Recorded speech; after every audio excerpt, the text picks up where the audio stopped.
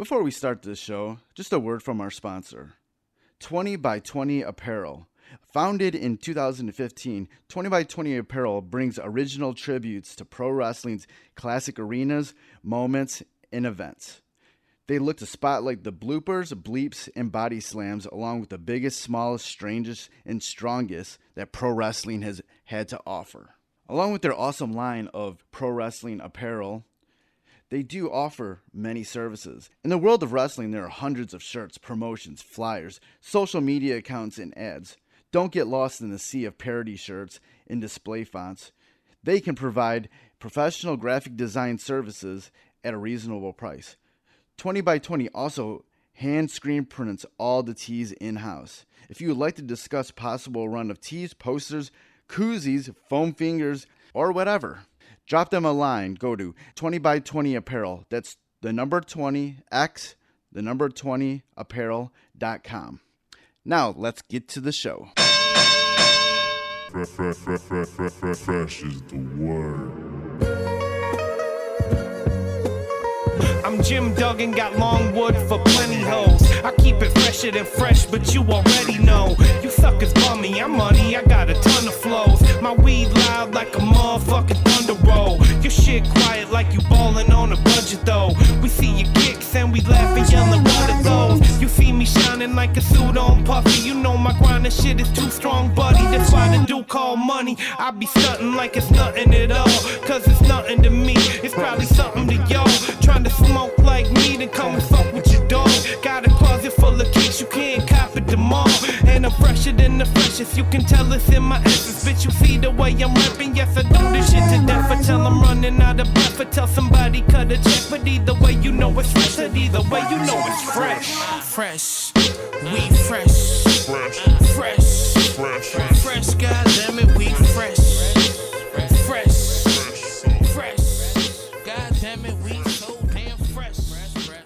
Welcome to the Fresh is the Word podcast. I'm your host, Kelly K. Fresh Frazier.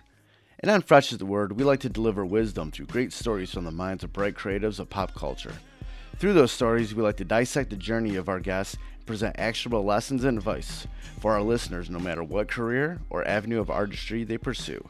And this is episode 126. And this episode's guest is comic book artist Liana Kangas. Currently, you can catch her run on the Black Mask Studio comic Black AF Devils Die, written by Vita Ayala. This week, it was announced via Newsarama that Kangas will join writer Joe Corallo on the next project, She Said Destroy, set to debut in May through Vault Comics. And we get into that during our interview. And during that interview, we do talk about Black AF Devils Die and her role in making that comic. Also about an artist finding their own style, how she became an artist, strong women leads in comic books, being a woman in the comic book industry, mentoring young creators, her favorite music artists, and of course we talk about She Said Destroy. Before we get into this episode with Liana Kangas, I want to give a shout out to Knox Money, Bang Belushi, and Foulmouth for the theme music for Fresh is the Word. And I also want to remind you how you can support the podcast. You can always go to freshasthepodcast.com and share any of the links to any of the episodes on your social media platforms.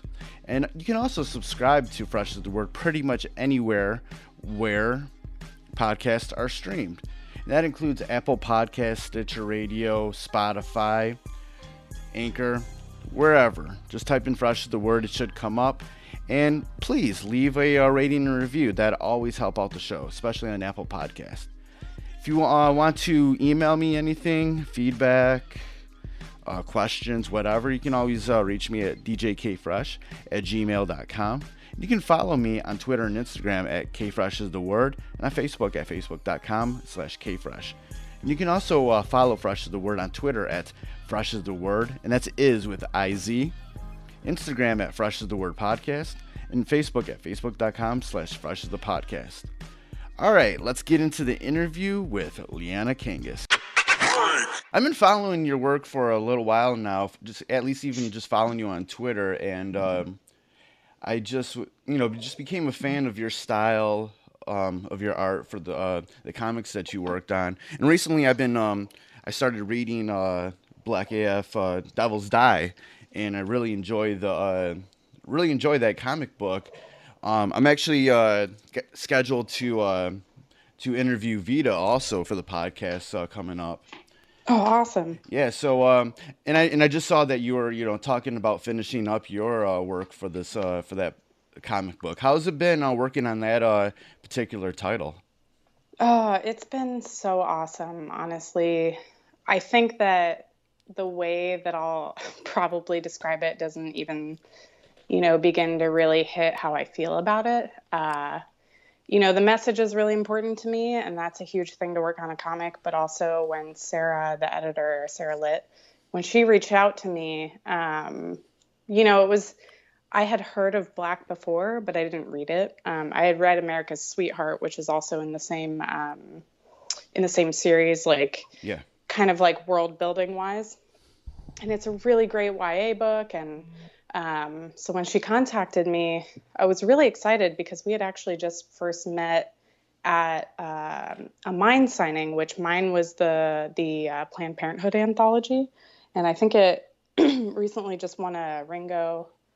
It's a really good book, but I met her through there, and I was really glad that she remembered me. And, she thought that I would be a great fit because I like drawing kind of noir style on the side. I just never thought that it would be something I got to do in comics, which is really cool. So, and Vita was already one of my favorite people to begin with. So when Sarah was like, "Yeah, Vita's writing it," I was like, "Yeah, sign me up." What is it? What is it that you like about this particular story that's being told? Well, it follows around, a main female character, which is really cool in my opinion, and the supporting characters is X from the original Black series, and Waters, who's a detective, and she's previously a cop, and I just thought that was really cool to get this like mix of characters and telling such an important message, and it kind of parallels between some relationship building as well as I'm trying to think of ways that I can not spoil the comic. So, sorry, but my dogs are like having fun. They're trying to wrestle each other. Right. So I think that a lot of my appreciation towards the series is actually the main character. Her name is Indigo, and she's an empowered individual, and I relate a lot to the way she feels about a lot of things. So, and kind of the way she grew up. And I think that Vita wrote her very well. So it's become one of my favorite things that I've ever worked on. As the artist for a comic book like this, what's your role into it? Like, how do you get your inspiration about what you're going to draw for a comic book like that that's like has synergy with the story or what Vita writes? Where do you come from in this? What's really cool is I think because Vita and I already had kind of a working relationship and we had talked on Twitter a lot, we would have these like planning calls and get with each other and kind of talk about ways that, just kind of like riffing off of each other, which is really cool. And that usually tends to inspire me way more than I'm sorry about my dog. It tends to make me like kind of approach it from a different perspective because what's really cool is Sarah and Kwanzaa gave me access to read the entire Black series as well as America's Sweetheart, which I had already read, and Vita and I would have phone calls and like we'd kind of share Pinterest boards back and forth, and it just kind of worked out really well in that I'd approach and did kind of like this style and did kind of 6 variations, and Sarah and Kwanzaa, or essentially it was down to the wire of like who got to choose, and obviously because Kwanzaa created the series, like he gets last say, which is really cool. So it was kind of like a complete collaborative effort, which is really fun. And I prefer to do that, honestly, with art in general. So. How do you go about having these collaborative efforts? What do you get from it, and how do you sort of deal with any sort of obstacles in this sort of collaborative effort that you're in the middle of? Um, well, I think it just kind of depends on who you choose to work with or who you approach to work with. Like recently, there was a huge anthology blast that just went out on Twitter, and I had a couple people approach me to like work with me, which I thought is really cool because I love doing anthologies. It's a great way to meet new people, but at the same time, you kind of get you learn, how to work with people and how your approach is in the collaborative effort, which is really fun. Um, I personally like, tailoring how I work with scripts based on what writer I'm working with. Um, and I've had a different like set of editors and how their styles are approached with my art as well, which is really fun.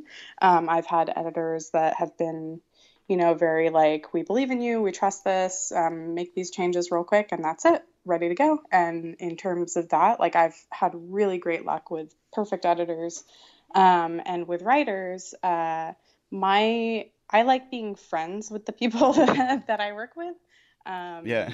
That's one of the reasons why I got into comics in general, So uh, a lot of the people that I've worked with have completely different writing styles. So I I like adapting myself to those. And sometimes I will call and like, kind of ask questions and see like why they specifically wrote this way, or like why they wanted, some structure panels certain ways, some do like the Marvel way, which is like kind of loosely based. Some are like, Vita's great. Vita's like, this is going to happen on the page. Like, you can kind of do this, but, I trust you, do whatever. So that's always fun because sometimes I like add, fun stuff or, random things that I want to draw. So, but yeah. How are you able to mold your own style while staying open to what is needed for the particular title that you're working on?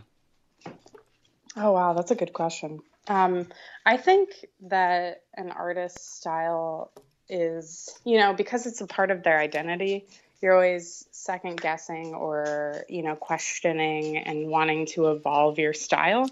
And I think what I've recently realized is that your style will change and adapt based on what projects you get. And maybe that might just be me, but I've started becoming more comfortable with my style in sequentials versus my style in illustration work, and I think it's really cool. Like, whew, that was my dog. Sorry,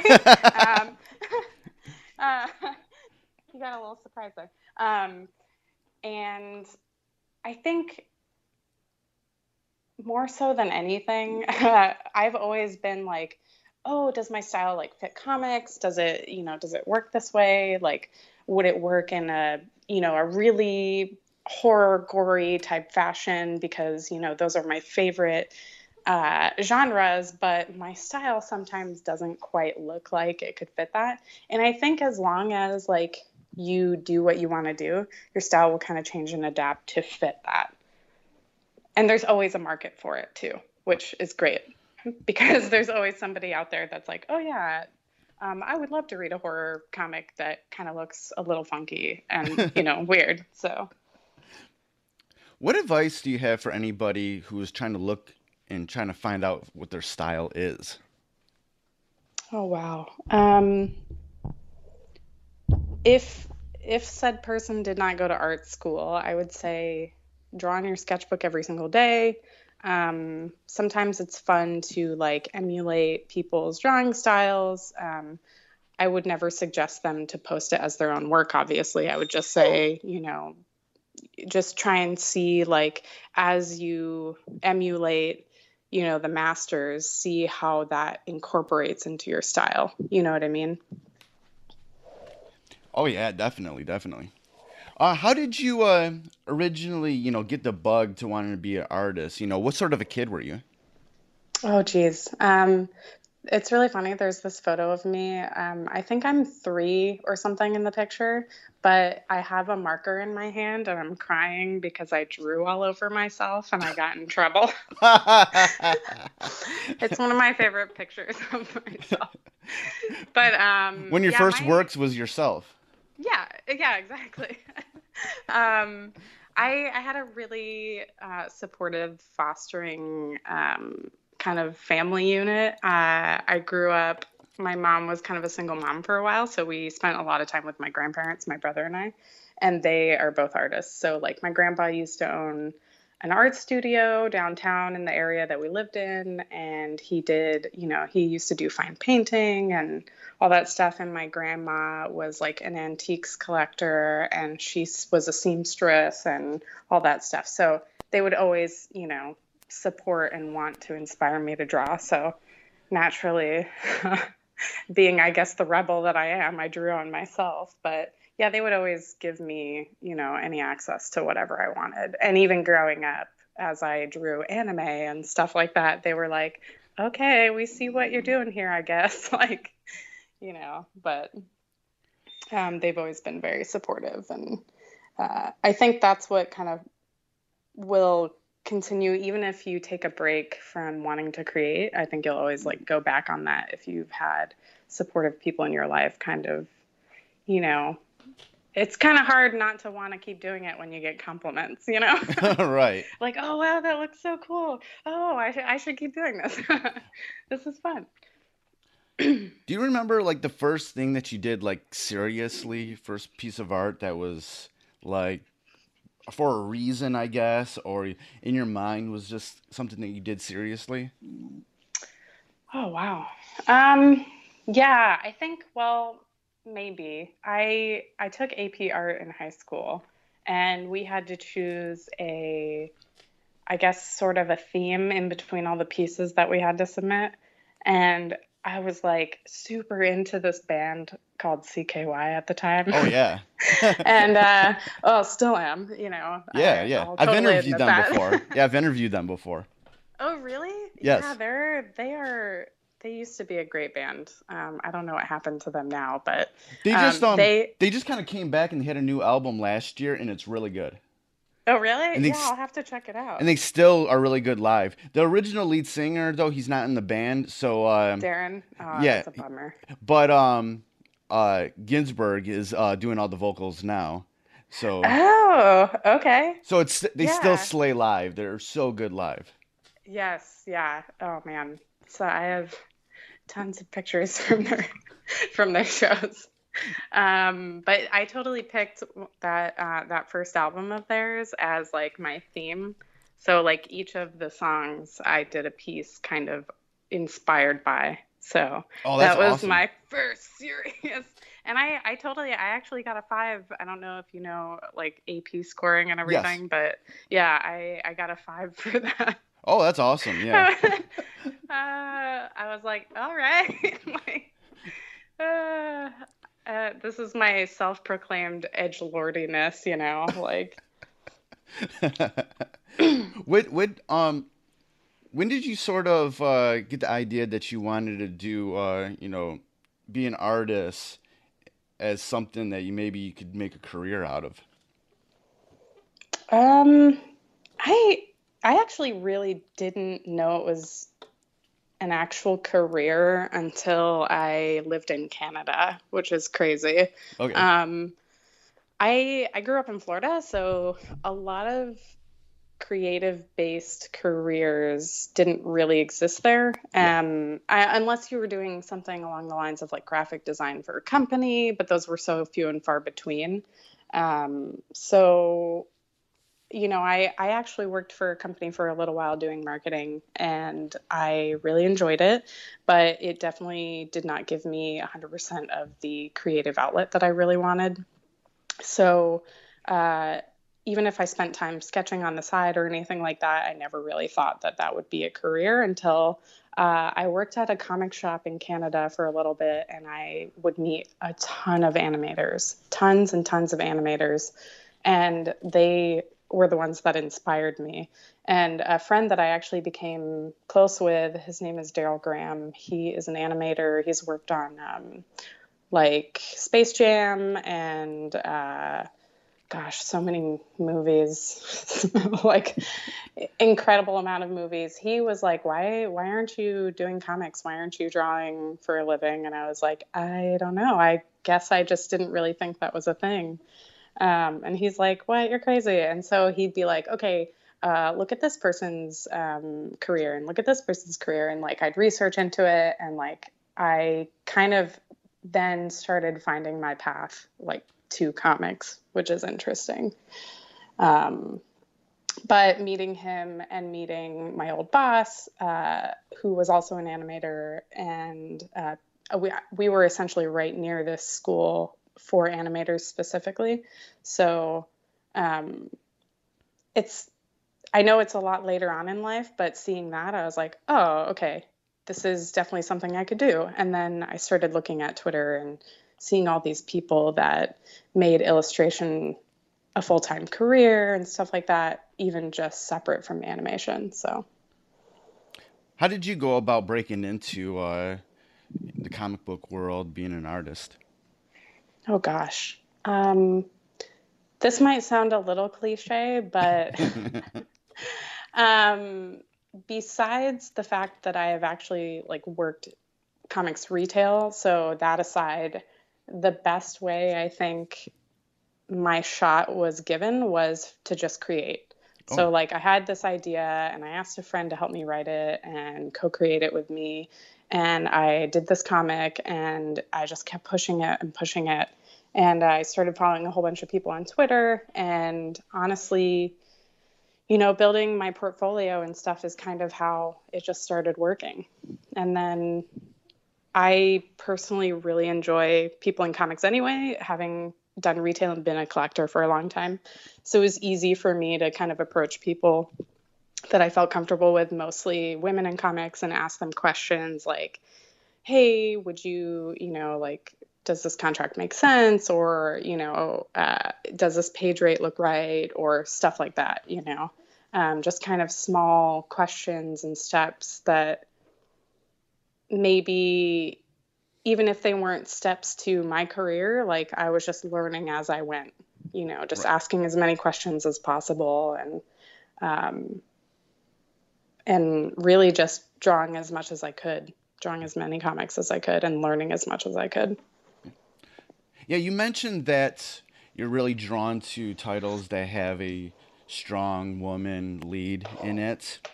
And as a woman in the comic book industry, how are you able to swim the waters through all of that? And then with your art in these comics, anytime that you are doing any women characters, how do you, you know, put yourself in there to have a strong representation of those women characters?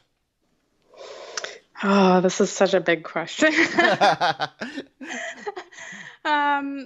Well, I think it's really cool that you interviewed Heather and Erica before me, because I know that, so Erica is actually one of my friends because of the fact that when I started trying to reach out to female creators in the comic industry, I was finding that one, there wasn't a lot of them locally. And two, it, I'm trying to think of a good way to put this without seemingly being enraged about our spot. Like, our time in comics is so frustrating as it is. Right. And I love all the male creators that I admire. Like, they are all amazing. And some of them have actually helped me a lot, which is awesome. And they are awesome. And I've met a ton who have uplifted as many women creators as possible. But when I first started, there were so few that I could reach out to. So I think I was a little intimidated at first. But actually, when I met Erica, I became far less intimidated just because we had a lot in common. And she made, you know, talking to her very easy. You know, I didn't have to be nervous at all because, like, I really liked her work a lot. And her being a writer, the approach is a lot different to ask for advice and stuff like that. And she is an open book when it comes to advice and new creators. If it wasn't for her, obviously, I'd be swimming in pitch black in the dark. So she's helped me a lot. But I think that for women in this industry right now, there's an uprising, and I really am glad that so many women creators are being so supportive of each other and, kind of banding together and talking about really important issues that we kind of have to deal with. And I think more so than ever that we are being a part of the market and everything. It's becoming a lot easier for everyone else to try and approach us, which is great. Honestly, that's something that I wish I had when I was younger, because I would have gotten into comics a lot earlier if I had somebody to talk to, like most of the in-store appearances in my hometown were always men. Actually, I'm pretty sure it was always men. And like when you're younger and like in comics with an age difference, you're just kind of like, oh, okay, sign my comic, thanks, bye. Like you're not. I was never thinking like, oh my God, let me just write down this whole list of questions how I should get into the industry, because it didn't seem like it was approachable to be a woman in the industry at that point.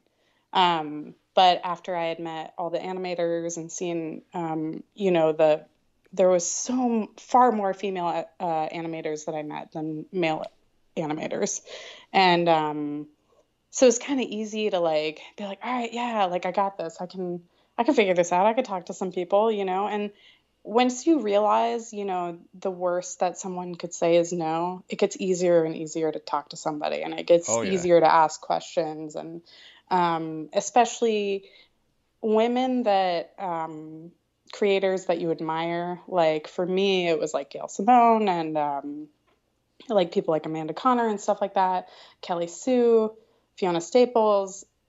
After the first or second time, I had met like Gail Simone, I was like, okay, it's getting easier every time. It's like I'm not as nervous, but they're so approachable and so incredibly kind, and it really is starting to make everything seem so inclusive and supportive, which I think I answered your question. Oh, yeah. I got on a little tangent there. So how important is it to you to be open to giving out advice to other creatives?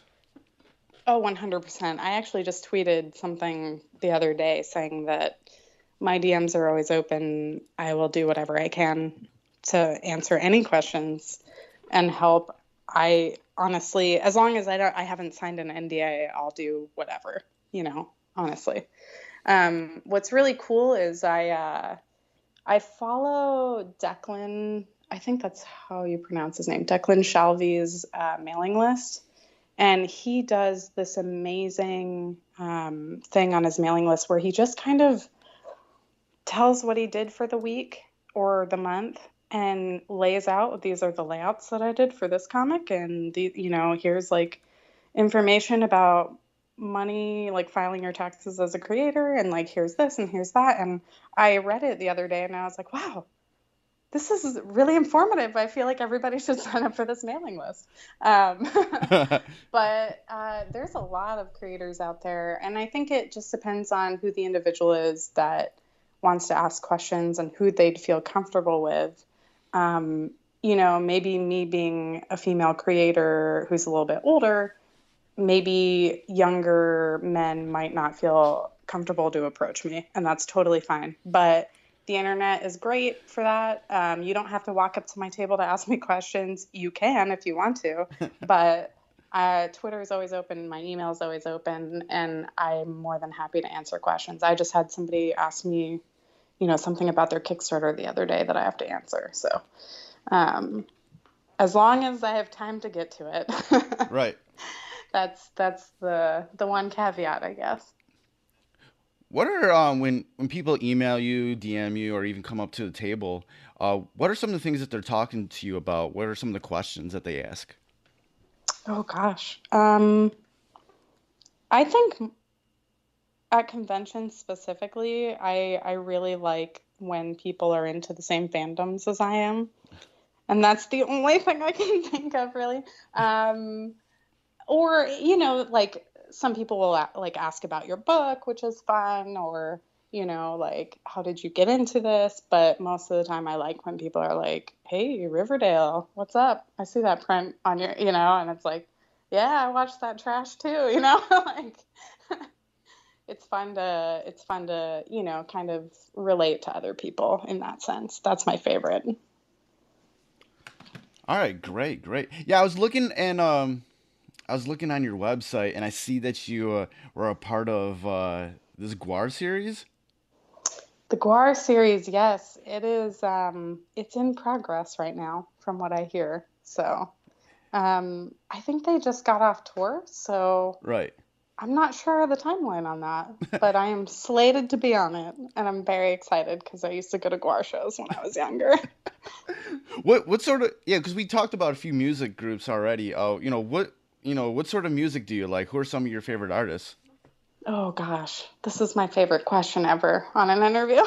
Yes, yes. Yeah, music is a huge, huge part of my life. So right now, I would say if you asked any of my friends, they would say, "Oh, Liana's favorite band is Mini Mansions," and that's 100% true. They Okay. are they are my favorite on the planet.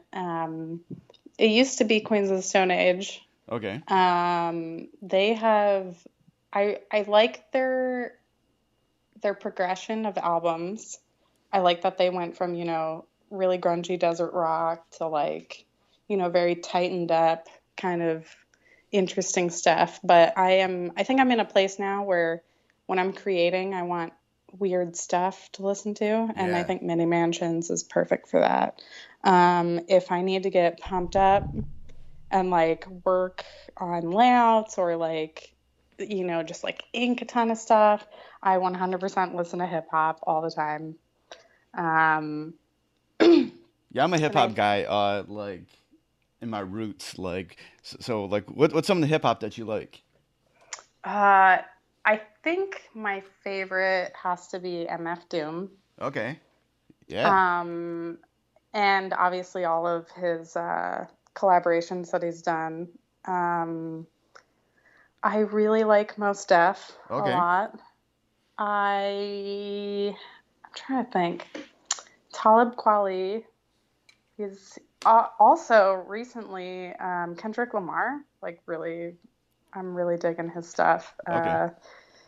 And let's see, and all the classics. I have so many playlists. Uh, a lot of 90s to early 2000s is my favorite area Yeah, we're probably around of the hip same hop. age, so we probably came from that same generation. Yeah, yeah, that's awesome. You'll have to make me a playlist, man. That would be awesome. We'll have to trade playlists. Oh, definitely, definitely. That's what I was thinking about, doing some sort of playlist thing in conjunction with this podcast. I was like, so I'm trying to think about what how I want to do that still. If you want me to make you a playlist for this episode, I totally will. Oh, okay. All right. That I will take you up on that offer. Like Awesome. I will definitely. Yeah, that would be great. Cuz I don't know, just to be an extra little thing just to get in the mind of people, and being like, all right, what's these other things that they like outside of their art, and Yes. what That's I really. think I think that's why Vita and I became so close because we both were like, "Oh, you listened to this in high school too?" "Oh, yeah." And like totally bonded over like I think Vita is like my music soulmate. Like they like all the same stuff I like, and every time they make a playlist, I'm like, "This is the best playlist ever." I don't think that a playlist could get greater. And then they post another one, and I'm like, "Oh no, you did it again!" Like, Right, right. uh, Um so awesome. so at this point, what's next for you? I know you said that you have some things that you're about to announce and wanted to announce, you have coming up. So, what's the future have in store? So awesome. I'm so glad I get to tell you.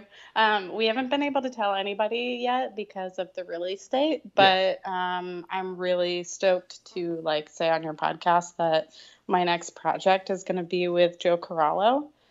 He was the editor of the Mine anthology that I told you about earlier, Yeah. and he is we co-created a series together called She Said Destroy for Vault Comics. Nice. It's I think it's going to be like a coming of age story about gods that are fighting in space. That's like the shortest tagline I could think of. I'm pretty sure he made a tagline that I should probably pull up. But yeah, I'm really excited. I'm not sure how much I can say more than that, but the fact that I even get to announce it is I'm beside myself. Awesome. There's something I always like to ask people when during the podcast, like, what is if there is a sort of a nugget of knowledge from your life and career that anybody listening to this, doesn't matter what avenue of artistry that they're in, could sort of project into their own life, what would that be? I think the biggest thing that I think about recently is to not let other people drag you down. Yeah. There's going to be a lot of people out there that might not love what you do, and they might say things about it that might sound hurtful to you. But the best way to get around that is to just keep creating and let it roll off your shoulders and keep doing what you're doing, because obviously you doing that makes you happy. And I think that nobody is entitled to what you do except yourself. So Great. And before we get out of here, there's always a question I like to end a lot of my podcasts with, and I did give it to you ahead of time to think about. Who is somebody or somebodies that I could realistically interview for this podcast from your life or career that would have some good stories or lessons to talk about? that's totally what I thought you were asking earlier. I was like prepared for that question. I was like, okay, so who's going to give the best stories about how terrible I was as a teenager? Oh, I think that in terms of creativity and who knows me very well, my husband Mike has been the most present person, and he's incredibly talented. He's like a musician and stuff like that. But he's so low key that I would probably have to pick somebody like my longest friend, Jackie. She and I went to high school together, and we've always kind of been in a similar area. We were only apart for a couple years, but we would call each other every day. And, she's seen every side to me. And what's really cool is we both, really loved art in high school, and she ended up going to college up at FIT, and, she does kind of like horror illustrations and does wrestling stuff. She's really into that. We have very parallel careers, which is really cool. And what's even more,